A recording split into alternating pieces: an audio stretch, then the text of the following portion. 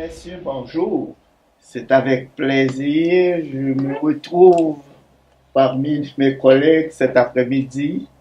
Comme dit le serviteur, je me réjouis en me retrouvant dans la maison de l'Éternel. Alors cet après-midi, nous allons aborder le thème apocryphe et canon. Ce sont des thèmes très chers dans le milieu chrétien et nous avons notre frère Aurel, notre frère Daniel. Premièrement, c'est quoi un canon? Merci mon frère Gilbert. Chers téléspectateurs, téléspectatrices, bonjour ou bonsoir.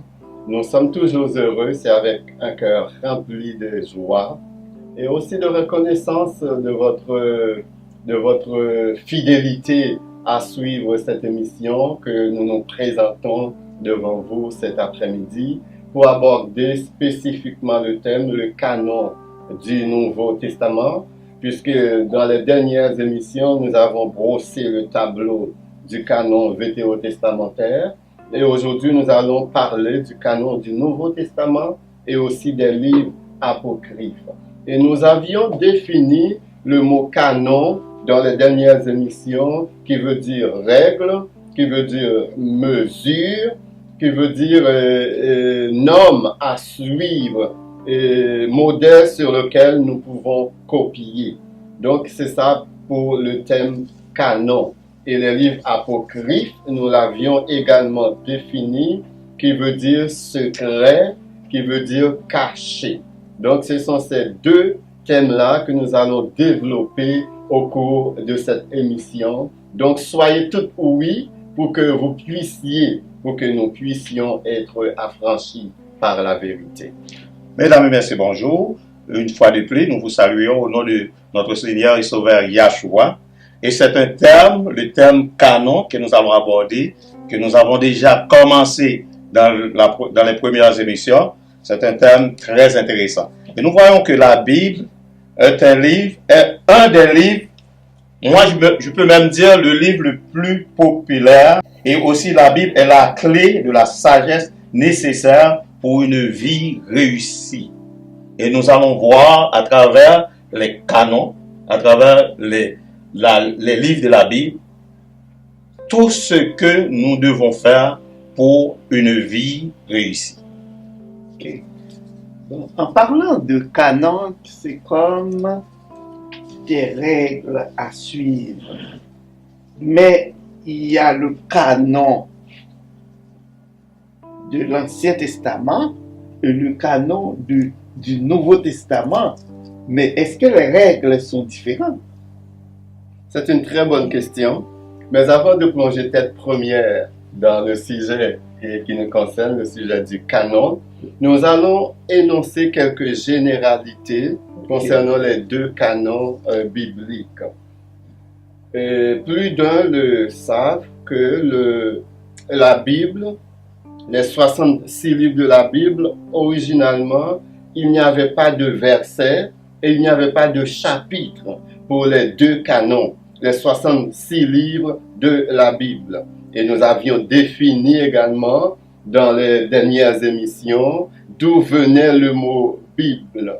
Donc, ce n'est pas un secret pour nos téléspectateurs et pour nos téléspectatrices. Mais les généralités ou les idées qu'on peut amener concernant les deux canons, c'est que vous avez aujourd'hui une Bible que vous pouvez diviser, lire des chapitres et faire des références en citant des versets. Il n'en était pas ainsi au début. Au début, il n'y avait pas de chapitre, il n'y avait pas de versets, il n'y avait même pas de voyelles dans la Bible au début. Et pour commencer, comment ils ont fait pour diviser, premièrement? Et c'est qui a divisé la Bible en chapitres? C'est qui a divisé la Bible en versets? Et c'est qui a introduit les voyelles de la Bible? Parce que moi, je crois que la Bible a été écrite en hébreu. Bien qu'il y a des gens qui croient que le Nouveau Testament a été écrit en grec et l'Ancien Testament a été écrit en hébreu avec quelques araméens. Moi, je crois que toute la Bible a été écrite en hébreu. Et étant en hébreu, et il n'y avait pas de voyelles de l'alphabet hébreu. Il n'y avait que des consonnes. Donc, qui a décidé ou à qui Dieu a donné cette mission d'introduire les voyelles dans la Bible pour la compréhension des textes sacrés? Ce sont les savants au 1er siècle qui ont décidé, les massorètes, qui ont décidé d'inventer un système de points qui vont servir, ces points vont servir de voyelles dans le canon biblique. On a par exemple une voyelle qu'on appelle kata en hébreu qui est la lettre A. Il y a aussi kamatz qui est la lettre A avec accent circonflexe. Il y a aussi segol qui est la lettre E. Il y a hirik qui est la lettre I. Il y a holem qui est la lettre O. Et kibitz qui est la lettre U. Donc les savants se sont arrangés et tout cela ce sont des points avec des tirets. Il y en a même un qui ressemble à un T qui va se placer soit en dessous de la consonne, soit au milieu de la consonne pour former les voyelles. Donc c'est ainsi que sous l'inspiration de l'Éternel et du Saint-Esprit que les hommes, les massorètes, les savants massorètes, les scribes massorètes ont introduit les voyelles. Sinon, aujourd'hui, personne ne pouvait comprendre les Écritures saintes et personne ne pouvait avoir accès aux vérités sublimes que renferment les Écritures saintes. Voilà pour les voyelles. Maintenant, les chapitres. C'est qui a décidé de diviser la Bible en chapitres afin qu'on puisse comprendre vraiment. Vous savez, lorsque dans la Bible, vous voyez des références, vous lisez un verset, puis en dessous de ce verset, il y a une référence, un autre verset qui est référé. Lorsque les apôtres prêchaient, lorsque les apôtres parlaient et qu'ils citaient une partie des Écritures, ce n'était pas un verset qu'ils citaient, c'était une partie d'un bloc d'Écriture. Et lorsque les autres ils citaient cette partie, ils voulaient pousser les gens à aller lire tout le bloc des Écritures. C'était comme un signal, pas pour lire la référence faite par l'apôtre, mais vraiment pour pousser les gens à aller lire tout le bloc. C'est ainsi que les chrétiens de Bérée, lorsqu'ils allaient consulter la Bible pour voir ce qu'on leur disait était vrai, eux autres, on ne citait pas, par exemple, le livre d'Ésaïe. L'auteur va parler, il va prendre une partie du livre d'Ésaïe, et les chrétiens de Bérée, lorsqu'ils arrivent chez eux, ils vont lire tout le bloc au complet pour vraiment constater est-ce que la référence que l'apôtre a donnée convenait vraiment à la parole. C'est un dénommé Robert Langton qui a décidé de diviser la Bible en chapitres parce qu'il constatait que c'est très difficile d'avoir un long paragraphe de 40 pages. Donc ça devient difficile vraiment. Pour faciliter la lecture, il va diviser la Bible en chapitres. Et c'est un dénommé Robert Estienne qui a décidé de diviser la Bible en versets. Qui fait qu'aujourd'hui, on a les versets, on a les chapitres dans la Bible. Donc c'est un travail vraiment ardu, c'est un travail minutieux qui aujourd'hui, lorsqu'on ouvre notre Bible, on peut dire, est-ce que vous pouvez aller dans Ésaïe chapitre 40, verset 25? C'est parce que ces hommes-là, sous l'inspiration du Saint-Esprit, et Dieu les a poussés à vraiment travailler sur la Bible pour la compréhension de plus d'hommes. Tout à fait, Aurel. On se rappelle que dans la Bible, quand Yahshua allait de synagogue en synagogue pour prêcher la bonne nouvelle de l'évangile, la parole de Yahweh, on nous avait dit qu'on apportait le rouleau. Le rouleau, c'était pas comme Aurel nous a dit tantôt, c'est pas comme les versets, les chapitres, c'était tout le texte, le rouleau. Et à partir du rouleau, on comprend tout ce que se dit dans les textes. C'est pour ça aujourd'hui, le problème qu'on a des fois, on a à partir de versets ou de chapitres, on a fait une doctrine. Mais avec le rouleau, le temps du rouleau, ça veut dire que c'est tout le contexte au complet qu'on essaye de comprendre. quand on apportait le rouleau à Yahshua, qui allait de synagogue en synagogue pour prêcher la bonne nouvelle de la parole de Yahweh. Ouais. Alors, en parlant de rouleaux, on les utilise pour parler au peuple. Mais est-ce que le peuple avait accès à ce rouleau-là? Parce que quand on va dans une église, surtout l'église catholique, c'était l'église primitive de la chrétienté, et le prêtre arrive, donne un serment avec la Bible, mais comme la majorité du peuple n'avait pas accès, c'est pourquoi maintenant certaines vérités éclatent. Les vérités qui étaient cachées au peuple, maintenant tout le monde a l'accès et maintenant on a les yeux ouverts. Alors, est-ce que c'est l'action de cet esprit? Explique-moi, on verra. C'est sûr, au début, même dans l'ancien temps, il y a une chose qu'on doit dire, c'est que la parole a été donnée aux Juifs. Les Juifs sont les dépositaires de la parole et de l'Ancien et du Nouveau Testament. Et Yeshua lui-même va dire, écoute là, le salut vient des Juifs. Il est clair là-dessus. Et on ne peut pas avoir le salut sans vraiment introduire, sans inclure la parole. Donc, mais dans ce temps-là, les parchemins et les rouleaux étaient gardés dans la synagogue. Et lorsqu'un maître rentre dans la synagogue, il va demander qu'on lui donne le rouleau du livre dont il voulait, parce que les livres n'étaient pas ensemble. Il y avait le rouleau d'Ésaïe, il y avait le rouleau de Jérémie, il y avait le rouleau de Malachi, des prophètes. Donc, il pouvait demander, donne-moi, comme Yeshua, il a dit, donne-moi le rouleau d'Ésaïe. Et il va lire dans Ésaïe le passage qui le concernait. Et il va, aussitôt que le maître demande un rouleau, il rentre, il demande un rouleau, il lit le rouleau. Maintenant, l'assistant s'attend à l'interprétation du maître de ce qu'il vient de lire. Ouais. C'est ainsi, lorsque Yeshua est entré, il a lu ce passage, l'Esprit du Seigneur est sur moi, dans Ésaïe, et il m'a oint pour envoyer libre les orphelins, etc. Là maintenant, après avoir lu, les gens attendent. Parce qu'il faut que le maître interprète ce qu'il vient de lire. Et Yeshua de dire, aujourd'hui, cette parole de la prophétie vient de s'accomplir. En parlant de lui.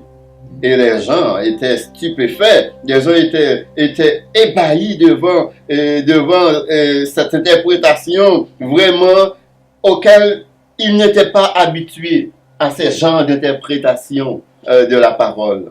Donc ils étaient vraiment surpris. Mais c'était pas le rouleau n'était pas entre les mains de tout le monde. C'était vraiment les rabbins, c'était eux autres qui avaient accès à ces rouleaux, ou un maître quelconque qui rentrait dans la synagogue, qui demandait de lire un rouleau. Puis on lui présentait le rouleau. Ouais, c'est bien, c'est bien. Tout à fait. Gilbert nous avait posé la question, à savoir le canon du Nouveau Testament, ou le canon.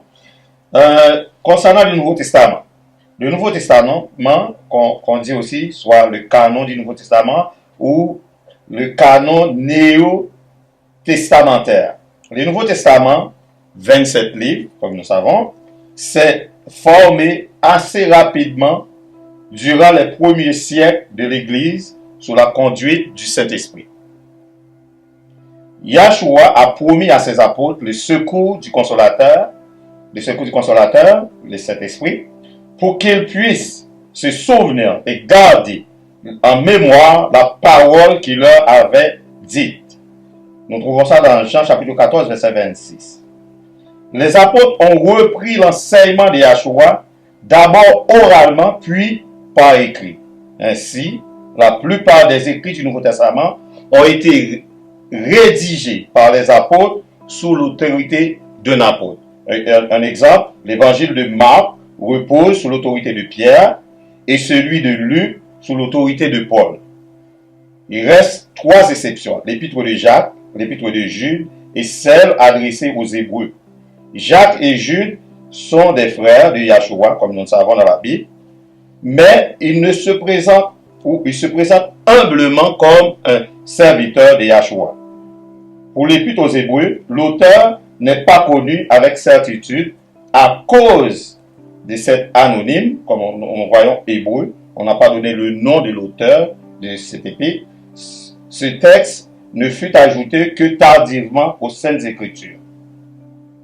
Environ 100 ans après la mort du dernier apôtre Jean, le dernier apôtre qu'on a dans la Bible, l'apôtre Jean, qui était sur l'île de Patmos, qu'on en parle souvent, l'apôtre Jean, la révélation, et plusieurs des textes du Nouveau Testament sont déjà regroupés en temps de collection, mais c'est seulement en l'an 367 que Cathanase, un évêque d'Alexandrie, énumère pour la première fois la liste des 27 livres tels que nous la connaissons aujourd'hui.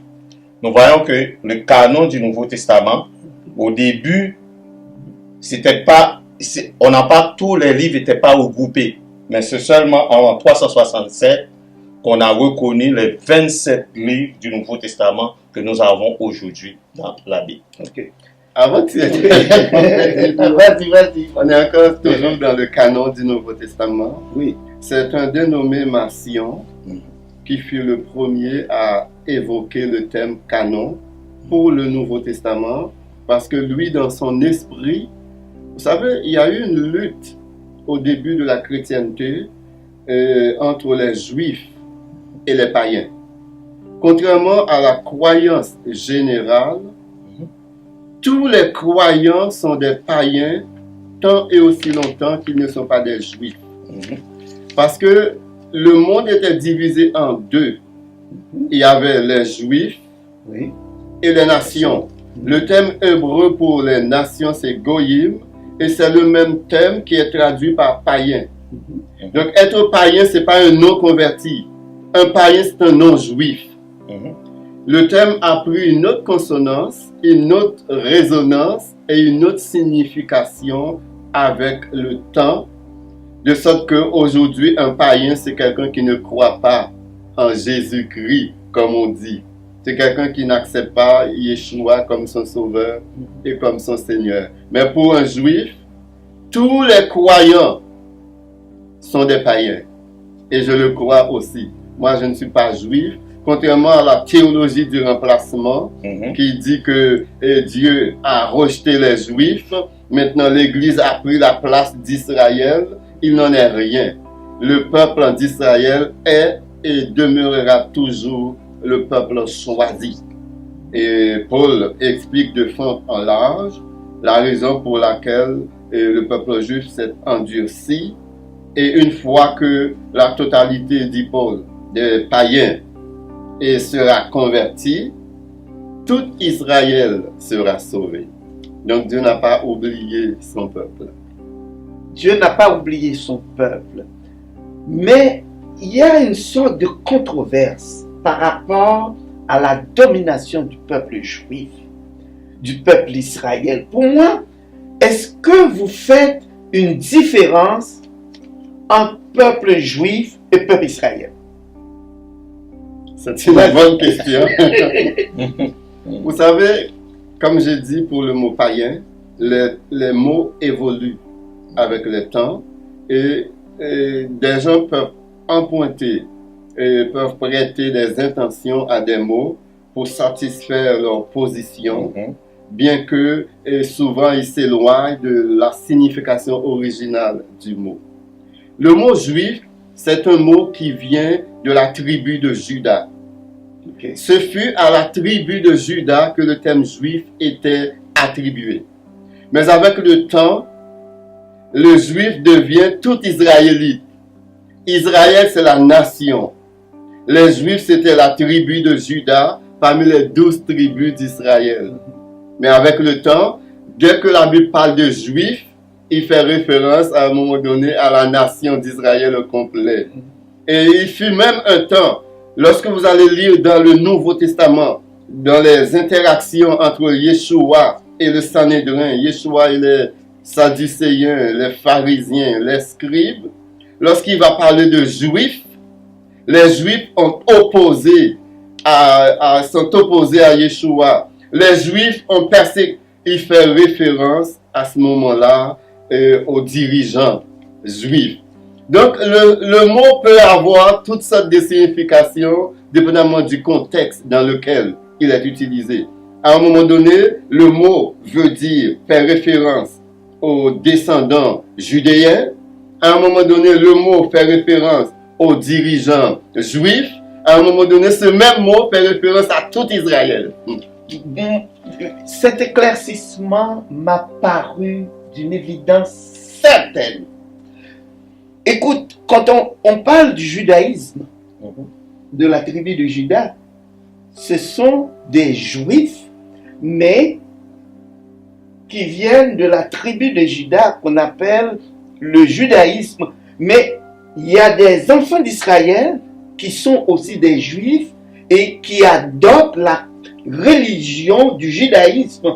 Là, vous voyez, la vérité éclate. Vraiment, mon frère Aurel, moi je suis très content qu'on vienne là-dessus pour éclaircir le peuple de Dieu concernant le judaïsme juif et peuple israélien. Oui, et puis tout à fait, et c'est très clair ce que Aurel vient de nous dire.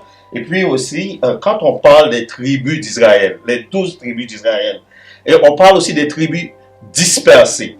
Ça veut dire, là on voit la position géographique, on voit Israël, mais nous savons que les tribus d'Israël sont dispersées et il y en a plusieurs nations maintenant qui se sont mélangées et qui sont aussi des Israélites, qui sont des tribus qui sont parties dans d'autres nations et mettons un homme s'est marié avec une femme d'une autre nation, mais qui au début il était juif. Ça veut dire que nous devons voir aussi les tribus dispersées partout dans plusieurs nations. Et puis aussi dans la Bible, nous voyons, lorsqu'on est croyant, Yahshua l'a bien dit, et il n'y a pas ni juif, ni grec, ni gentil. Tout le monde, lorsqu'on croit en Yahweh, on a la même espérance. Et puis, une dernière chose pour compléter ce que Frère Daniel vient de dire. Ouais. Parmi les 12 tribus d'Israël, il y avait 2 tribus qui étaient vraiment dominantes à cause de leur responsabilité, puis à cause de leur travail.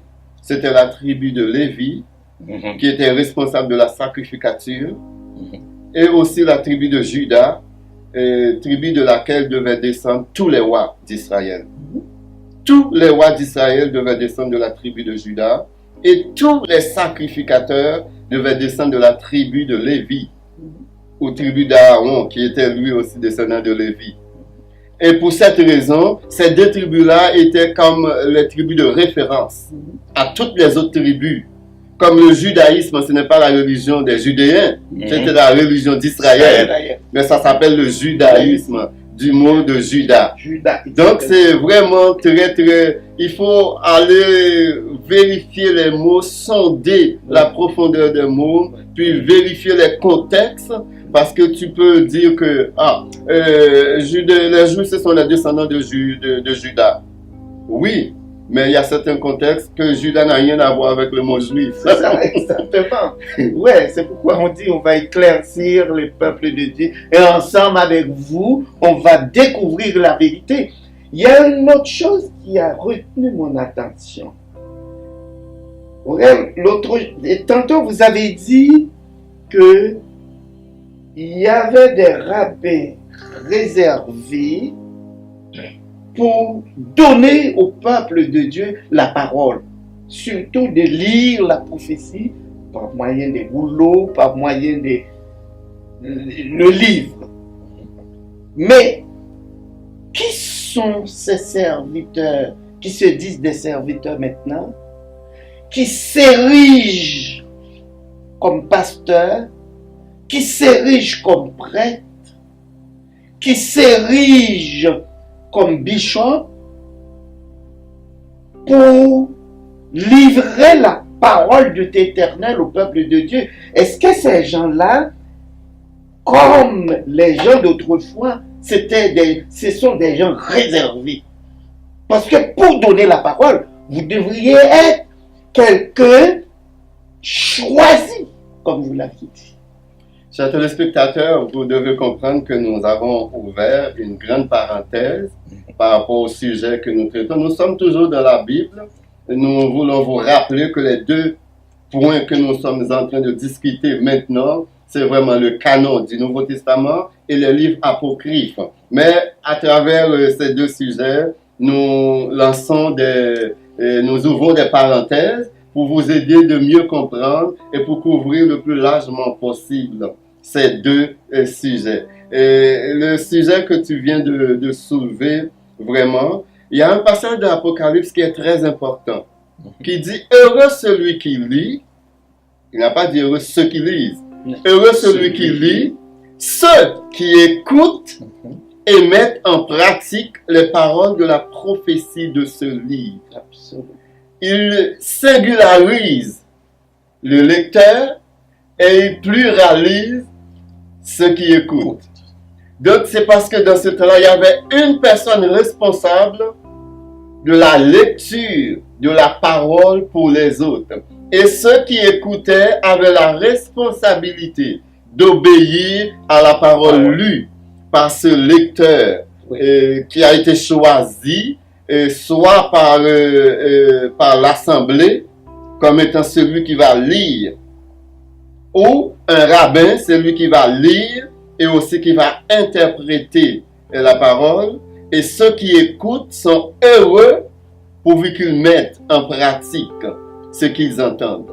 Aujourd'hui, on a des gens qui sont allés dans des écoles bibliques, ont étudié dans des universités, et je vous garantis, la majorité d'entre eux n'ont rien à faire avec le Saint-Esprit, parce qu'ils sont tellement pleins d'eux-mêmes, ils n'ont pas besoin du Saint-Esprit pour expliquer la parole. C'est pour cette raison nous nous retrouvons avec toutes sortes de théories, avec toutes sortes de doctrines humaines qui n'ont absolument rien à voir avec la parole de Jéhovah. Et non seulement qui n'ont rien à voir avec la parole de Jéhovah, ce ne sont pas des paroles qui édifient. Voilà. Ce sont des gens qui tuent. Parce que la Bible dit la lettre tue, mais l'esprit vivifie. Donc lorsqu'il n'y a pas le Saint-Esprit derrière la parole prêchée, même si vous êtes un PhD, même si vous avez des post-doctorats, eh bien vous allez égarer le peuple de Dieu, parce que c'est selon le Saint-Esprit de Dieu que cette parole-là doit être prêchée. Absolument, absolument. Oui, c'est vrai, Aurel, c'est parce qu'il a mis son esprit à celui ou à ceux qui lui obéissent. Parce que quand c'est Yahweh qui nous a choisis, Yahshua lui avait dit, moi je vous ai choisi.